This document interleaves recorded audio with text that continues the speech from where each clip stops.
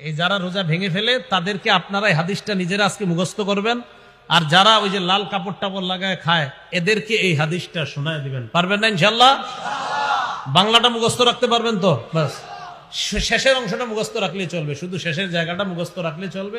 আমি বলছি, মন দিয়ে শুনুন। রাসূলুল্লাহ সাল্লাল্লাহু আলাইহি সাল্লাম বলেন, আমি ঘুমিয়ে আছি, দুই ব্যক্তি আমার কাছে আসছে। আসার পর ফাআখাযা বিদবঈ, আমার বাহু ধরছে, এভাবে বাহু ধরছে। তো ধরার পর আমার টাইনা নিয়ে যাইতেছে, স্বপ্নে দেখতেছে নবীজি। সুবহানাল্লাহ। নবীজি বলেন, আমারে নিয়ে যাইতেছে, যাইতে যাইতে দেখলাম ফাআতায়া বি জাবালান ওয়া'রা, আমারে একটা পাহাড়ের কাছে নিয়ে গিয়েছে, আমারে একটা পাহাড়ের কাছে নিয়ে গিয়েছে। তো এই দুর্গম পাহাড়, এই দুর্গম পাহাড়ের সামনে গিয়ে আমি দাঁড়ায় রয়েছি। দুর্গম পাহাড়, ওইটার সামনে দাঁড়ায় রয়েছি। নবীজিরে নিয়ে গেছে কয়জন? দুইজন। এইভাবে মনে করেন দুইজন রসুলরে এইভাবে দুই বাহুতে ধইরা দুইজন নিয়ে গেছে। তা আপনি সামনে এলে না দেয়ালে সুন্দর হইতো, আচ্ছা আইসেন না, সমস্যা নেই। মানে দুইজন দুই দিক দিয়ে ধরছে, আপনি ধরেন ওই পাশ দিয়ে হুজুর, এইরকম এরকম ধরে নিয়ে গেছে। বুঝছেন সবাই? এরকম রাখুন। তো আমাকে যখন ওই দুর্গম পাহাড়ের কাছে নিচে আমি দাঁড়ায় রইলাম, ফাকালা, দুইজন আমাকে বললেন, ইসআদ, এই পাহাড়ের উপর উঠেন। তো আমি জবাব দিলাম, লা উতিকুহু, না না আমি পারবো না, এই দুর্গম পাহাড়ে, এই পাহাড়ে কে উঠবে, আমি পারবো না। নবীজি বলেন, ওই দুইজন নবীজিকে বললেন, সানুসাহিলুহু লাকা, আপনি টেনশন করেন না, পাহাড়ে ওঠা আমরা দুইজন আপনার জন্য সহজ করে দিব, ওঠেন। রাসূলুল্লাহ সাল্লাল্লাহু আলাইহি সাল্লাম বলেন, আমি ঘুমিয়েছিলাম, স্বপ্নে দুই ব্যক্তি আমার কাছে এসেছে, আমার দুই বাহু ধরে আমাকে টেনে নিয়ে গেছে, দুর্গম একটা পাহাড়ের কাছে আনছে।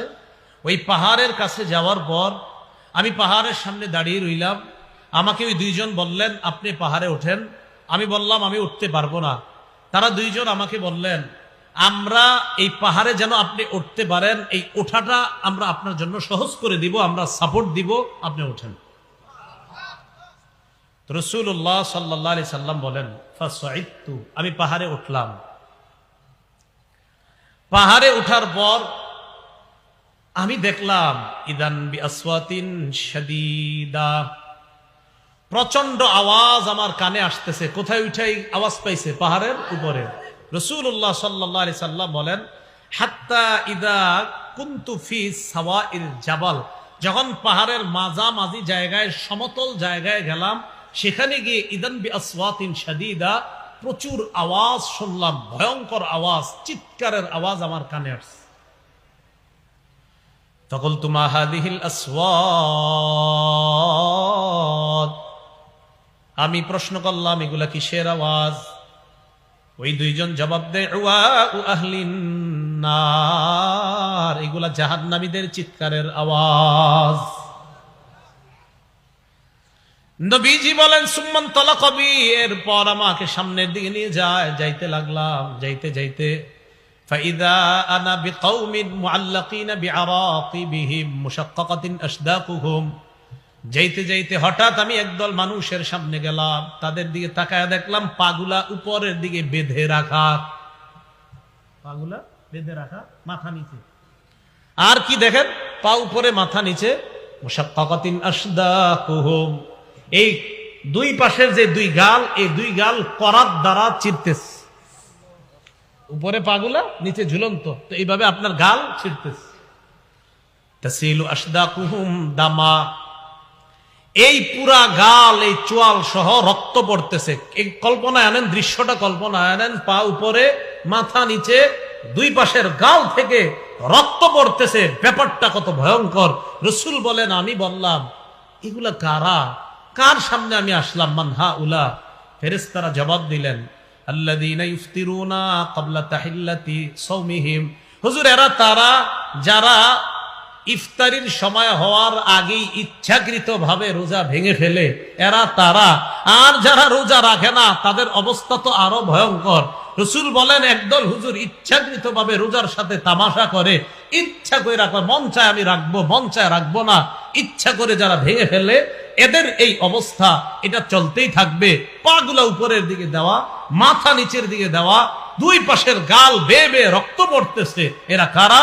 যারা ইচ্ছাকৃতভাবে রোজা ভেঙে ফেলে। তাহলে অবস্থাটা কত ভয়ঙ্কর। তো পর্দার আড়ালে যারা খায় এদেরকে একটু বলবেন সে তুঙ্গ অবস্থা কি ভয়ঙ্কর হবে, একটু চিন্তা করো। আল্লাহ কথাগুলা বুঝার তৌফিক দান করো। রাসূলুল্লাহ সাল্লাল্লাহু আলাইহি ওয়াসাল্লামের এই হাদিস থেকে আমরা বুঝলাম রোজা ভাঙা দূরের কথা, রোজা ভাঙার চিন্তাও মাথায় আনা যাবে না। আব্দুল্লাহ ইবনে মাসউদ রাদিয়াল্লাহু তাআলা আনহুর বর্ণনা কি বলে দেখেন। তিনি বলেন, মান আফতারা ইয়াওমান মিন রমাদানা মুতাআম্মিদান মিন গায়রি সাফারিন ওয়ালা মারাদিন, কোন ব্যক্তি যদি ওযর ছাড়া ইচ্ছাকৃতভাবে রমজানের একটা রোজা ভেঙে ফেলে, কয়টা? কিভাবে? ইচ্ছাকৃতভাবে। লাম ইয়াকজি আবাদা ওয়া ইন সামাদ দাহরা কুল্লা, সে ওই এক রোজার বিনিময়ে যদি সারা জীবনও রোজা রাখে তাও ওই রোজাটার হক আর আদায় হবে না। যদিও এক রোজার কাফফারা আছে, 60টা রোজা রাখা, কিন্তু কাফফারা। কিন্তু ওই যে এক রোজা রাখলে যে আপনি যে বেনিফিট আল্লাহর কাছ থেকে পাইতেন, এটা আপনি সারা জীবন রাখলেও এই ফজিলতটা আর পাবেন না। কয়টা রোজা? মাত্র একটা রোজা ইচ্ছাকৃতভাবে কেউ যদি ছেড়ে দেয়।